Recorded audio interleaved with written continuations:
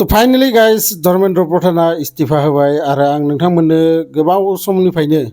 बे जि टपिक्सआव भिडिअ लाबोगासिनो दंमोन आरो बेनिफ्राय जोङो सोलोंनो मोनो जे जोङो जुदि खौसे थायोबा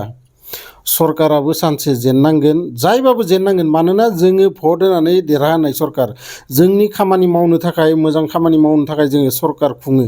आरो बे सरकारा जेब्ला गावा राजा बायदि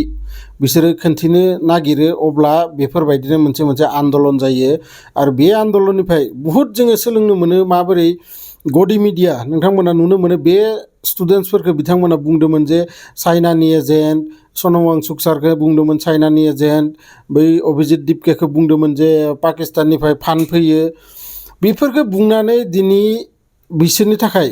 मानो रिजाइन होनांगौ धर्मेन्द्र प्रधानाबो बुंदोंमोन जे बियो टुक्रे गेंनि माने बी टीम ए टीम बेफोरबायदि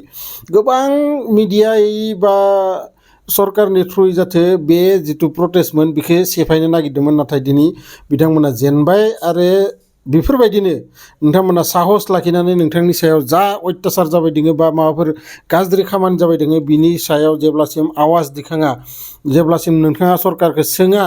अब्लासिम बे सरकारा बिदिनो बे सरकारल' नङा आङो कुनु सरकारखौ सापर्ट खालामा जे बिजेपि एजेपि जायखिजाया सरकार फैथो बै सरकारनि मेगनाव नायनानै नोंथाङा सोंनो हानाय गोहोआ जेब्ला जागोन अब्ला बे सरकाराबो सानसे गिगोन जे बेफोरबायदि खामानि जोङो मावनो जेब्लाबो हानाय नङा। गोजोन्थों।